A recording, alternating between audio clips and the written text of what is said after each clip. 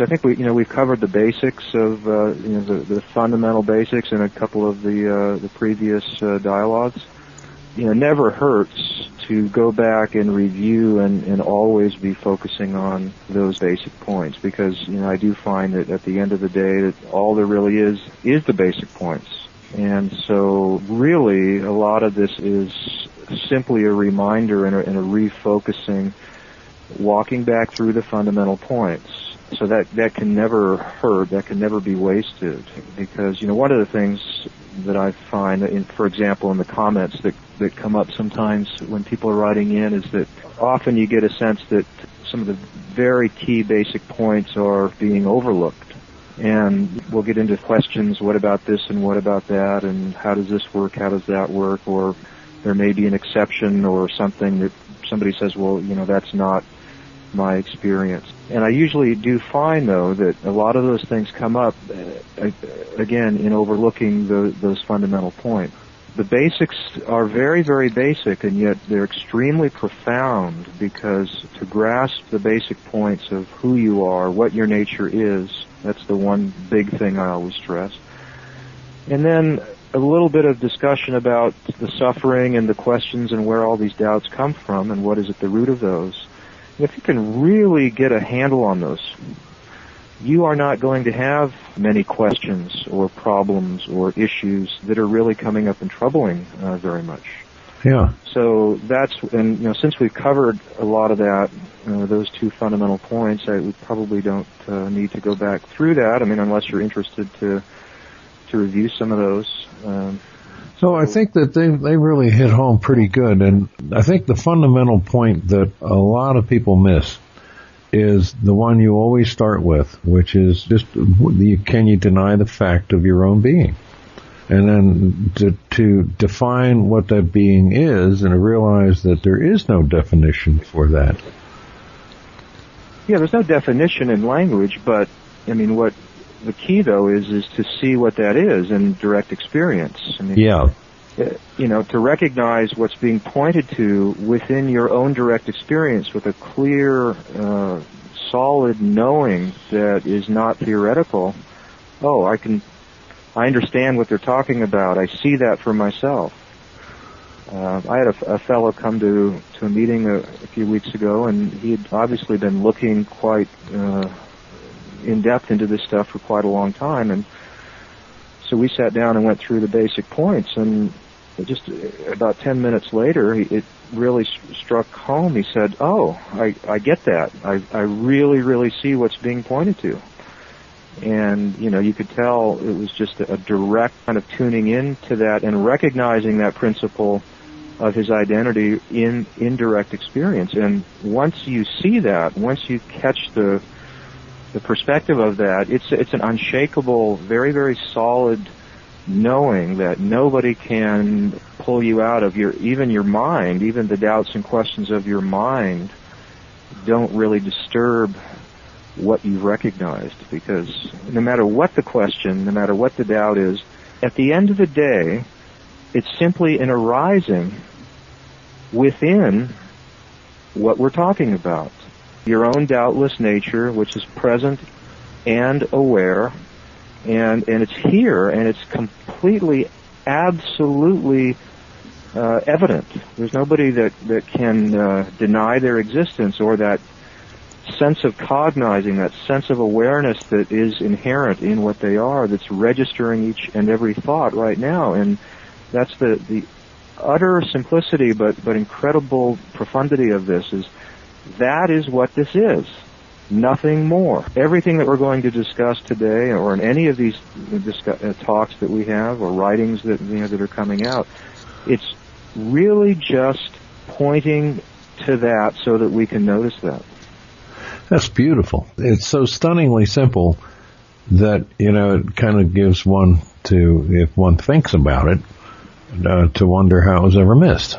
Yeah, the moment this is seen, and we all come to see this when it's pointed out, and I'd like to say, and it was based on my experience, that seeing this involves a couple of things. One is a very, very clear pointing by somebody who can speak with some experience. It's not going to be intellectual. It's not going to be theoretical.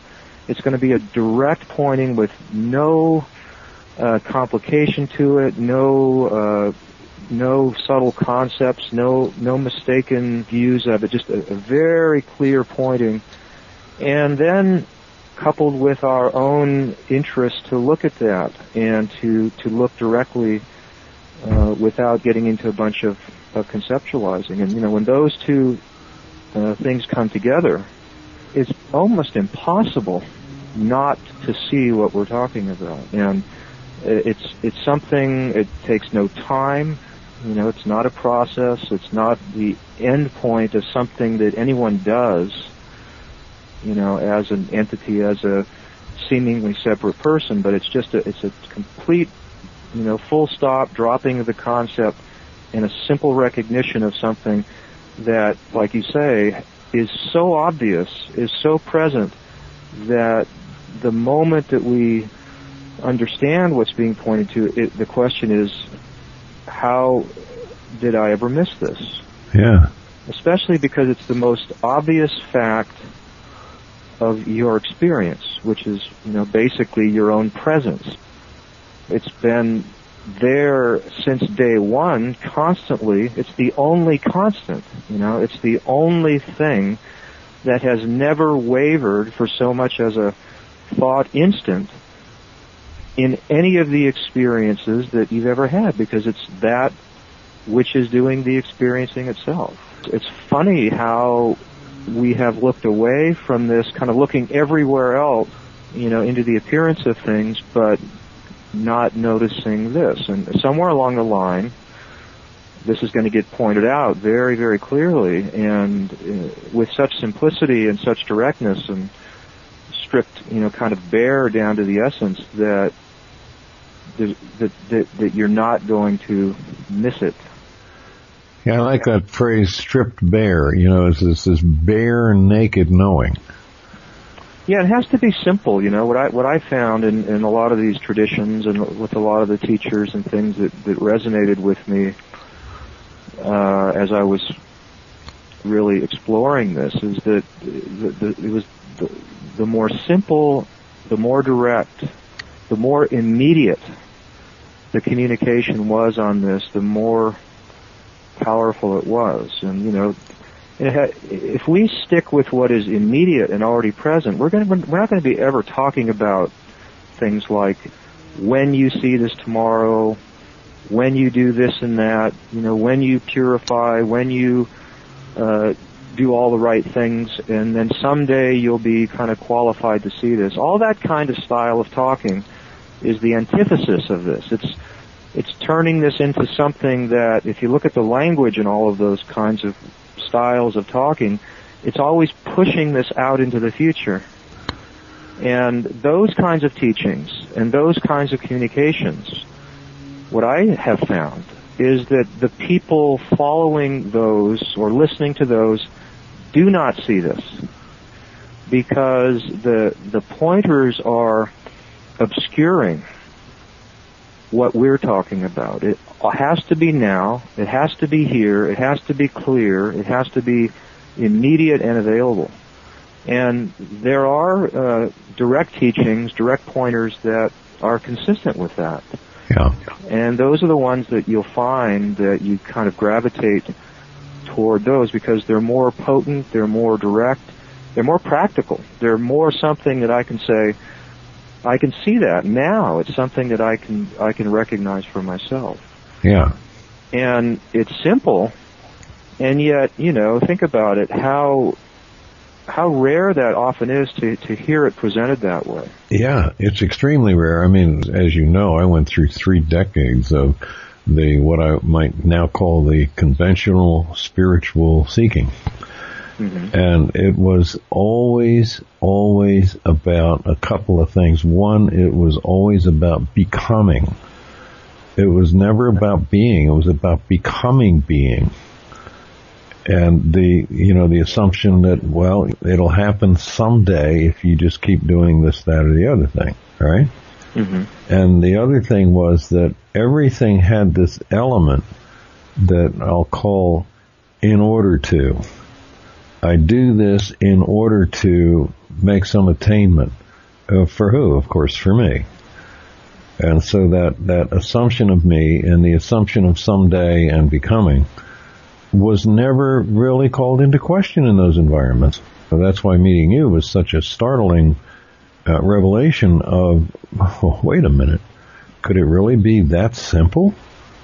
Yeah, and that's what happened with me with Sailor Bob Adamson, and from what I understand, that's what happened with him. When he met his teacher, and it's the funny thing is, I mean, for many years, I had actually been involved in what I thought was non-duality, because it was the studying of the teachings of various sages and things out of a non-duality tradition, but what I didn't realize is that even the pursuit of non-duality at that stage was still being done through the filter of those things that you were just talking about. It was, the attainment or the recognition of this, at the end of a process, or, hanging out with teachers where, for example, there was a subtle kind of unspoken message that the teacher had it.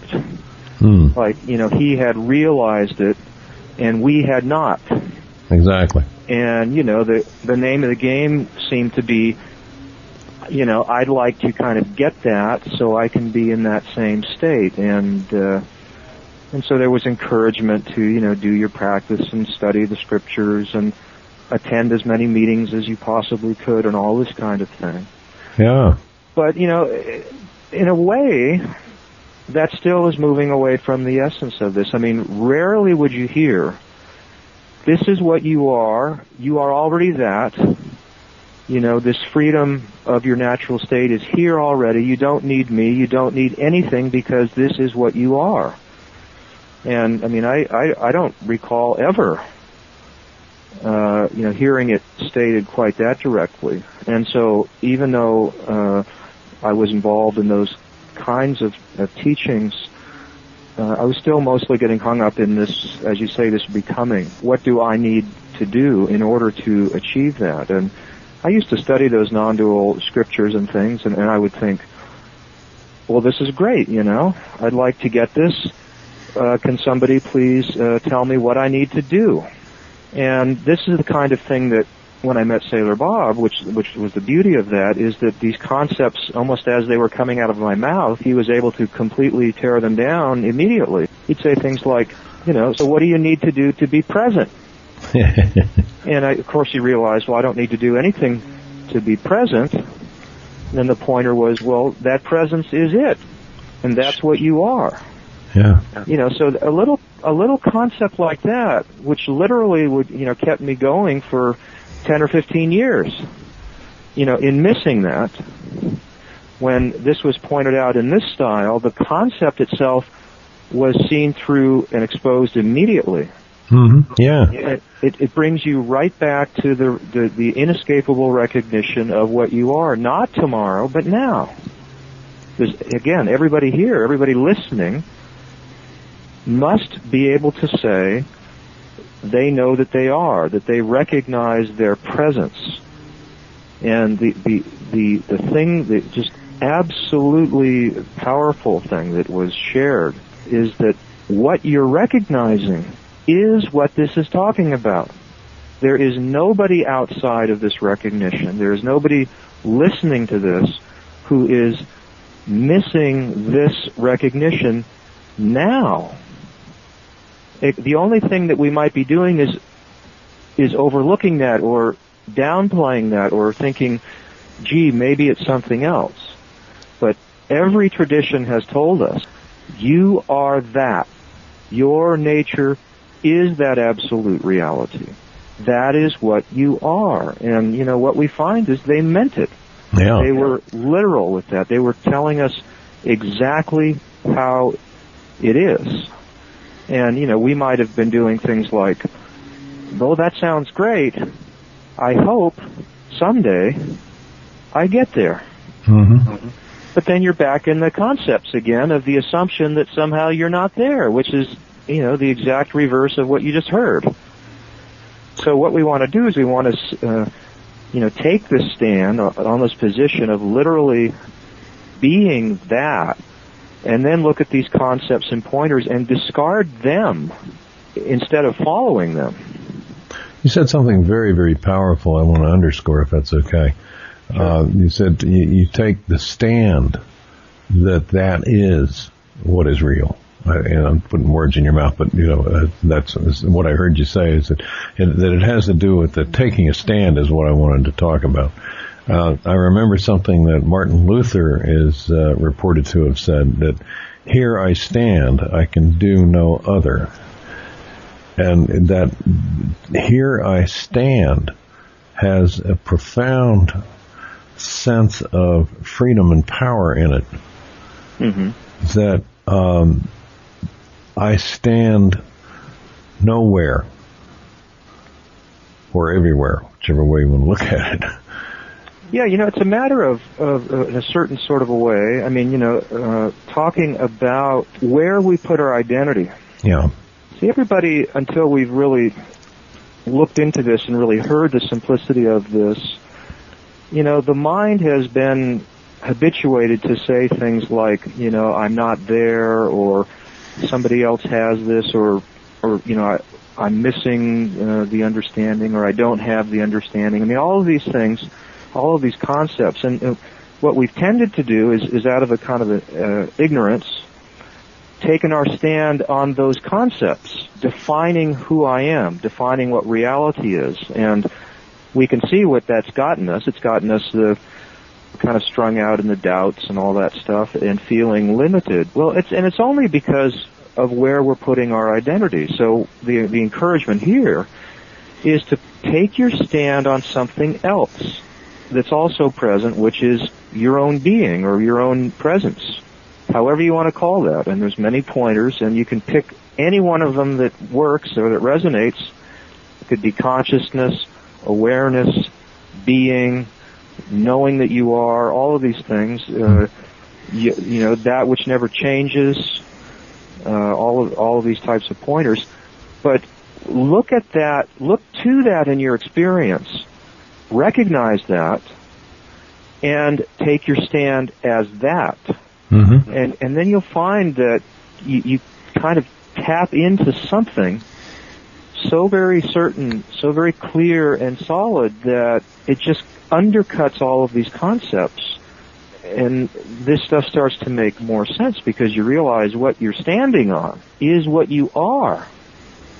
This is when the game changes, because when you realize that what is being pointed to is what you are, then all of these other notions about, when do I get it and what do I do and who else has it and who doesn't have it, all these things become meaningless because you are already one with what is being pointed to. And, the very extraordinary, powerful statements that you hear suddenly make perfect sense. For example, you don't need to attain your very existence, or you're not practicing your existence, or there is no path to what you already are. All of these things, they're perfectly clear to all of us listening to this, because they don't make any sense, in terms of what I am already. I'm not practicing my presence. And this is it's like the golden key that unlocks the whole door to everything that this kind of spirituality is talking about. And another beautiful thing about this is you cannot lose that. Because how can you walk away from your existence? How can you be outside of what you are? And so a lot of the other issues that people bring up, like they glimpse something but it comes and goes, or they lose it, or they go in and out of being, all of these things, they don't apply to the truth of what you actually are. You're never going in and out of your existence. You're never gaining and losing that.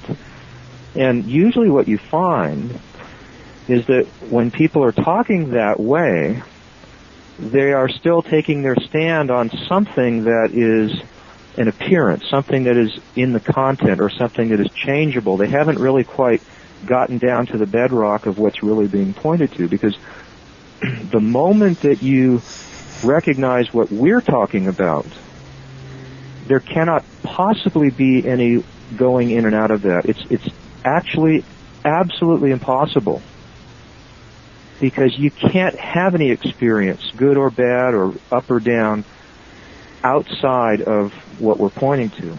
Beautiful. And then, then you can, it's just, like I say, this, a fellow that came to the talk that I did, he came back this week, and I said, well, how are you doing? He said, perfectly clear. No problem. And it wasn't because it was some great attainment or something like that, but again, it's a recognizing of something that's not going to change from week to week. That's not going to be a variable type. Oh, today it's up, tomorrow it's down. I had it when I was at the meeting, and then I lost it when I went to work. All of these things, they don't apply. All right. And clearly, though, the key is you gotta see exactly what is being pointed to. That's the critical piece of this. Absolutely. And it's not hard. It's not difficult. In fact, it's almost like you can't avoid it if you're listening and really following along. Mm-hmm, exactly. Let this sink in and follow along and see what you missed the first time you listened, and kind of really get your attention geared up. And one person wrote in, made a comment, and I'll just read it. Awareness is always on, and it cannot be objectified. A separate self can never be found upon investigation. All good so far, right? Mm-hmm. And then she says, the pointers are clear, but how do I stop thinking that something needs to happen in the future? I can't get rid of this idea. It's so damned persistent. Yes, I know. Who would get rid of it? So then, how does no one get rid of this notion that something needs to happen in the future? Ha ha. But seriously, how? What will come up here, and you may have, your take on this, which I enjoy hearing as well, but the thing that I would typically point out is, first of all, noticing that the question or the doubt itself is an idea. It's a creation of thought. And see, what happens is, nobody ever moves out of their being. It's impossible. And, all that can ever really happen is a thought or, a perception or experience arises within this. And that's all that ever happens. And, if you look at it from that level, you'll see that nothing changes with what we're pointing to. And that experience, whatever it may be, will come up, move through, and disappear naturally, leaving you, kind of right where you are already. And so, one of the best ways to tackle, the mind and these questions is do nothing. Because in that doing absolutely nothing, you'll find that the very question, it dissolves, because it has no substance really. So what hangs us up actually is the interest or the concern or the fixation on the thought, like, oh, this is something really important. I need to have this answer. I need to work this out. But it's actually not true, because that thought is not the inherent reality that we are. There's no lasting truth or happiness or security or permanence in whatever that thought may be. So kind of like the point is, whatever the thought is saying, whatever the content of that thought is really not as important, as we are thinking at that moment. Mm-hmm. If, we can see it kind of globally from that perspective. Just see the thought for what it is. It's an idea arising, and it's coming and it's going, and it's not what you are. And the answer is what you are. The answer is your being. That's the final answer to every question is, who am I? What is my nature? And we're already seeing that. If we take this pointer to heart and really recognize what's present, see, we have the answer in hand at that point. And this mind stuff that's coming and going, it does not enhance that. It doesn't make that any clearer or improve what you already are. And so you kind of almost get kind of a bland attitude to the mind. What about this? What about that? What about tomorrow? This is all mind stuff. It's all conceptualizing. And it's making it seem like somehow, that there's something better, in the imagination of thought, whether, but there's nothing, it's just that's why that positive recognition about the nature of what you are is so powerful, because there really is nothing more substantial than what your nature is. And, one of the antidotes, so to speak, to that is, really settle in and make sure that you're looking and seeing and really recognizing what this nature is. It's not just, okay, I'm awareness, that's what it is, okay, now let me get on to other things like that. That's not what this is. You want to settle down and really, really see the nature of what this awareness, what your being is. And it's something like extraordinarily profound and deep and incredibly powerful. Mm-hmm. And, these questions and doubts in the mind, these shadows that come and go, that make reference to these imaginary attainments, they just wither away, really, in the kind of like the blaze of the light of this, of who you are. And, there is nothing, when you really look deeply into this presence or this being, it's just going to, kind of blow your mind in terms of what that really is. We're talking about something that is unchanging. We're talking about something from which all the appearances are arising and into which they subside.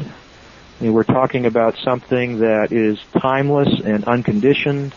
We're talking about something that all of the Buddhas and sages and scriptures and traditions have been, praising for, thousands of years, as the height of human experience. And that's what we're actually talking about. And so we really want to get into that, kind of sink into that and really take that in, because it's not just, oh, that's interesting, now let me get on to these problems.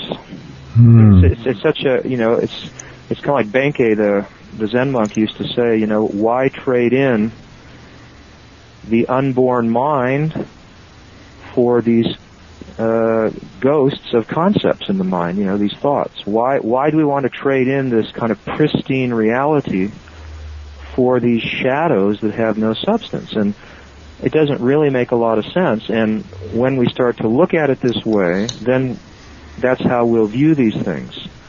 Why should I move away from this truth that I am to go chasing an insubstantial shadow in which there's no light at the end of that tunnel at all? But, we don't quite see that until, we look closely at this. Well, I kind of discovered there is light at the end of that tunnel, but it turned out to be the train. Yeah.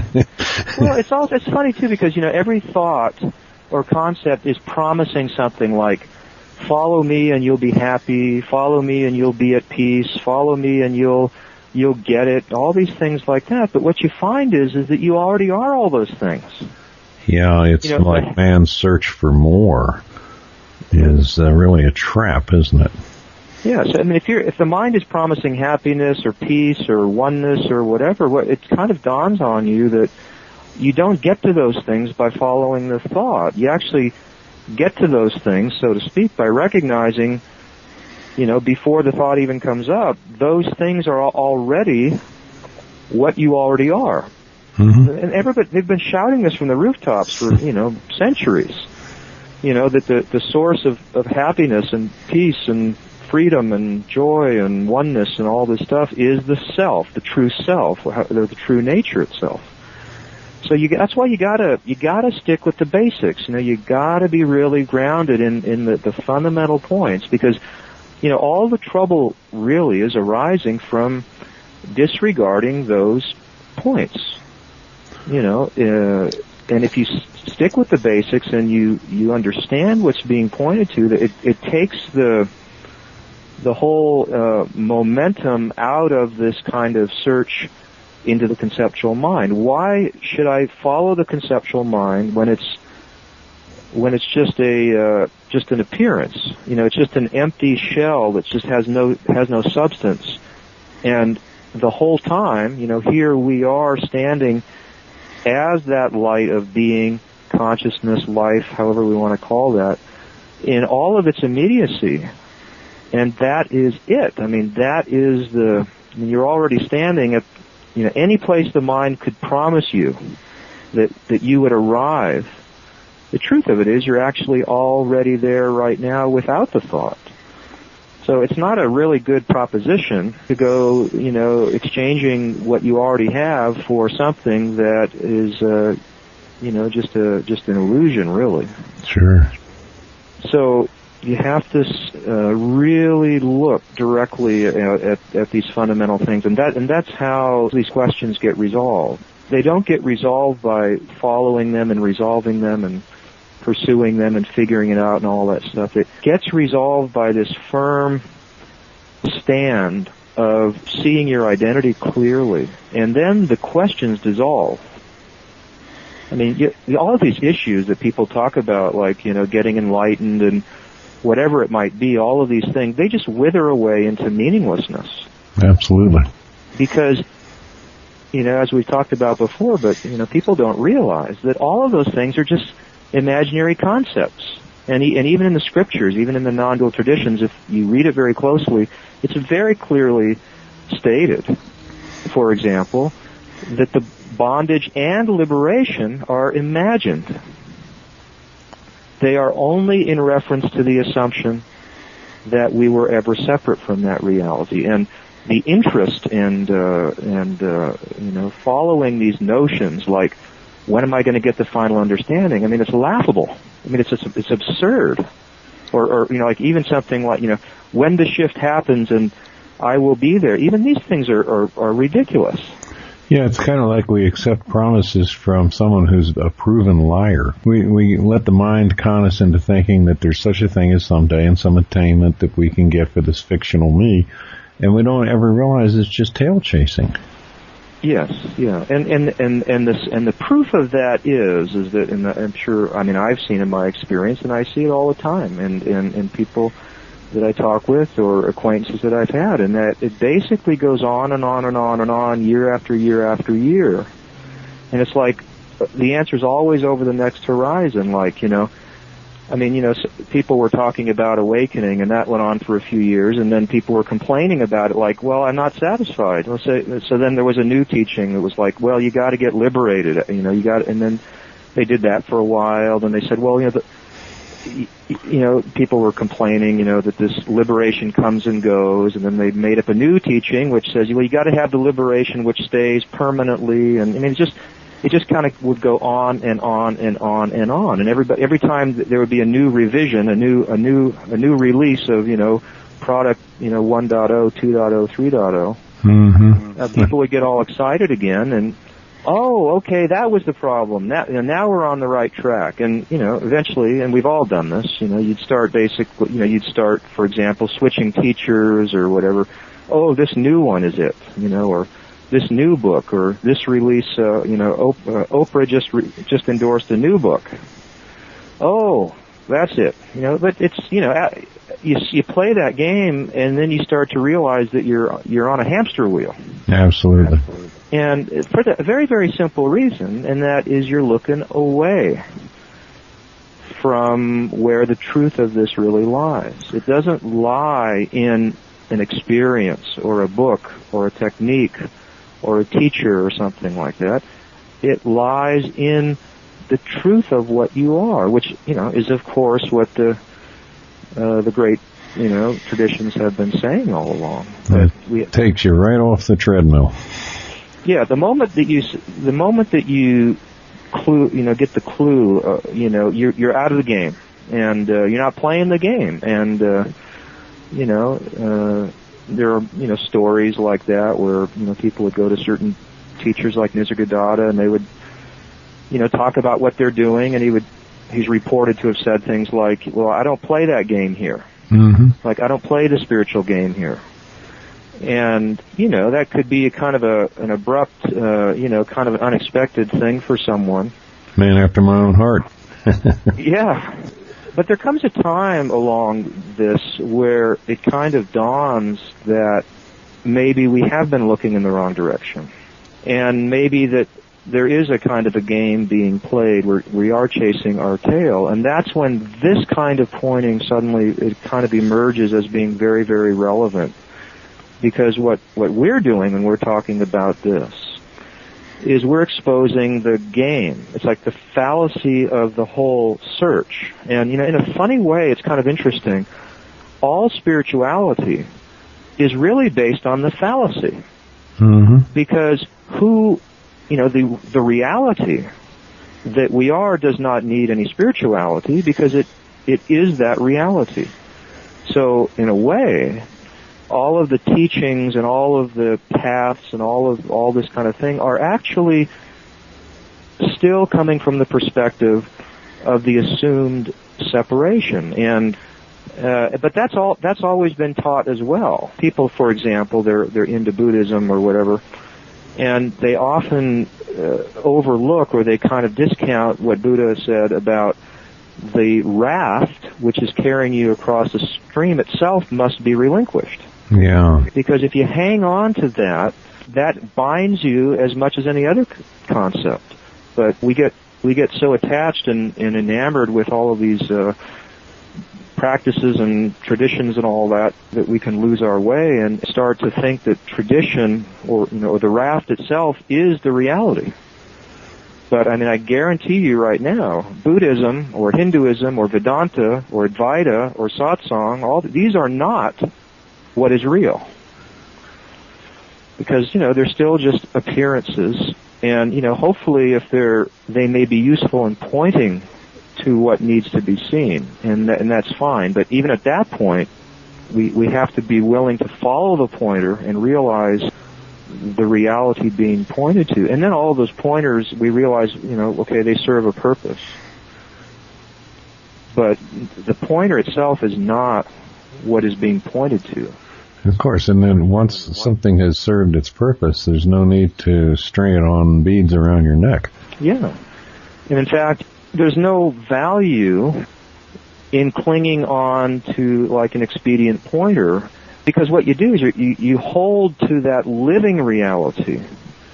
And also what you find, and what I've seen in talking with people that do understand this and have shared this, is that the pointing and the discussions, they change and they're spontaneous with the current situation. You can't just reproduce a discussion from 10,000 years ago or something. People have different questions. They're coming from a different perspective. The issues that we face, the questions that we see, like in America, in the West now, they're going to be different. They're going to be they need to be addressed differently. And in the context in which they appear. Yeah, like, I've been talking about this, I met Sailor Bob in 2003, and just like, I feel for anybody that really looks at this stuff, it's bound to be very, very clear and solid pretty quickly because of the simplicity of it. Mm-hmm. So I've been talking with people about this for a few years now, and I rarely hear any questions, for example, about traditional concepts like karma or rebirth or or this kind of thing, because it's not really part of the culture. It's not really part of what is coming up for people. Mm-hmm. So that's why, there's not this, there can't be this kind of sacredness or, fixation on the pointer, because that was, as they said in those traditions, that the pointing or the teaching, it was an expedient means, a kind of a temporary medicine. And that's why we can't talk in the same way that Nisargadatta did, or Buddha or something. We can't just mimic that. We have to, we want to get to the meaning. We want to get to the essence of what's being pointed to. And then out of that understanding will come our own spontaneous sharings and our own insights about how to look at this stuff. Yeah, it's beautiful.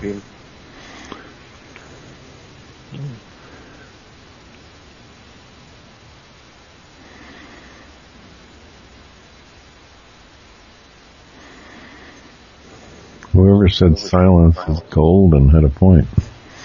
You can either say nothing about it, because what we're really pointing to within ourselves is not a concept, and there's no concept that can really capture that. Even the pointers are just temporary. People don't realize that sometimes when they hear these words like being or consciousness or awareness or oneness. I mean, those aren't really what you are. They're just somebody's pointer to encourage us to look for ourselves. And so in that sense, there's really nothing you can say about the truth, about who you are. Because the moment you open your mouth, right, it's a concept.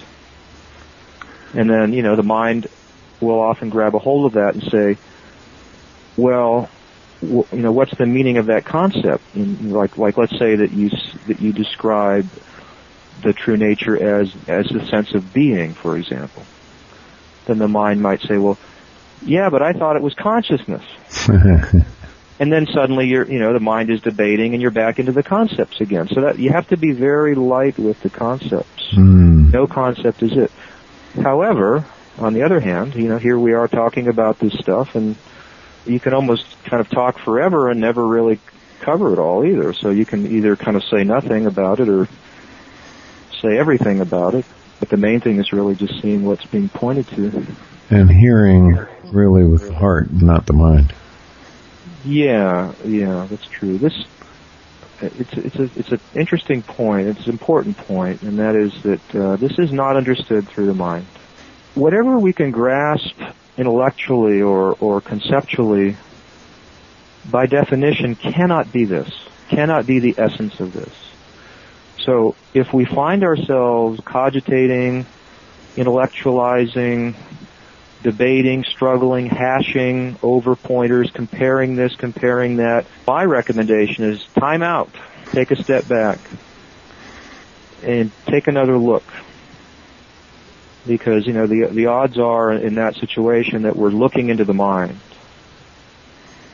And we're expecting the mind to provide an answer. That reminds me of the old story of the guy looking for his keys.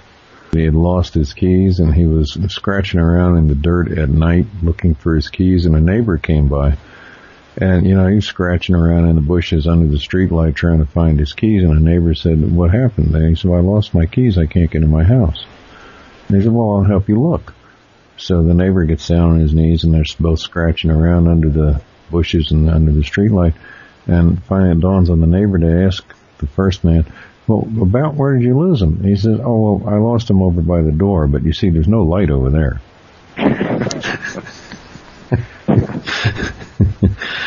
Well, it's like, where are we looking for reality? It's a make or break kind of question, If you're looking in the wrong direction, you're not going to find it. I mean, however sincere or diligent or knowledgeable, you might be.